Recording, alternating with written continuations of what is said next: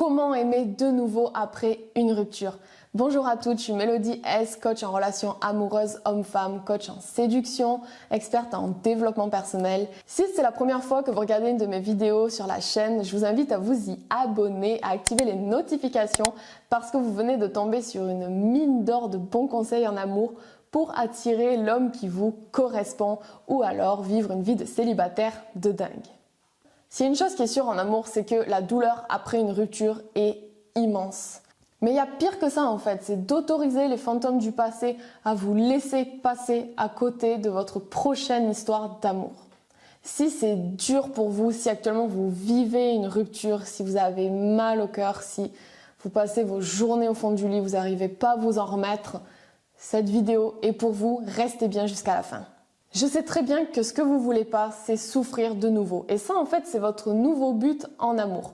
Ce que je vais faire avec cette vidéo aujourd'hui, on va faire un petit exercice, c'est de changer ce but qui est ennuyeux parce que tout simplement, vous n'êtes pas ennuyeuse. Moi, la question que je vous pose, c'est qui est-ce que vous voulez être plutôt que qu'est-ce que vous voulez?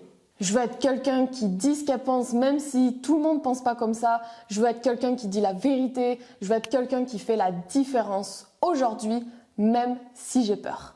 Votre nouvel objectif à partir d'aujourd'hui, c'est d'aller vers ce que vous aimez, d'être aimé parce que vous êtes aimante et que vous aimez tout ce qu'il y a autour de vous, sauf peut-être pour le moment votre ex. Mais clairement, un petit grain de poussière par rapport à tout ce qu'il y a autour de vous, est-ce que ça vaut la peine de se faire pourrir la vie juste pour ça? Et votre nouvel objectif à partir d'aujourd'hui, à partir de maintenant, là, à la fin de cette vidéo, c'est d'aller vers ce que vous voulez et d'être aimé parce que vous êtes aimante, pas parce que vous voulez obtenir quelque chose.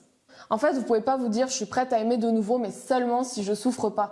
C'est en fait comme si vous disiez à un boxeur, ok, on va se battre, on monte sur le ring, vas-y, on va se la donner, mais par contre, juste, moi je veux pas que tu me tapes et je veux pas que tu me blesses. Donc vous voyez bien à quel point c'est pas logique et c'est pas faisable, c'est pas réalisable, c'est pas possible. En fait, accepter de souffrir, c'est accepter de rentrer dans une belle relation parce que aucune relation est parfaite. Il n'y a pas de filet en fait de sauvetage à aucune relation, tout simplement. Il faut être prêt à éventuellement vivre une rupture pour accepter de rentrer dans une relation. Je sais que c'est pas facile à vraiment intégrer ce fait-là que chaque relation peut avoir une part de souffrance, mais si vous acceptez cette notion-là, en fait, vous allez pouvoir vous ouvrir de nouveau aux autres et rentrer dans de nouvelles belles relations amoureuses. Je vous remercie d'avoir regardé la vidéo. Si elle vous a plu, likez-la, commentez-la, partagez-la. Et nous, on se retrouve dans une prochaine vidéo. D'ici là, prenez soin de vous. Ciao, ciao.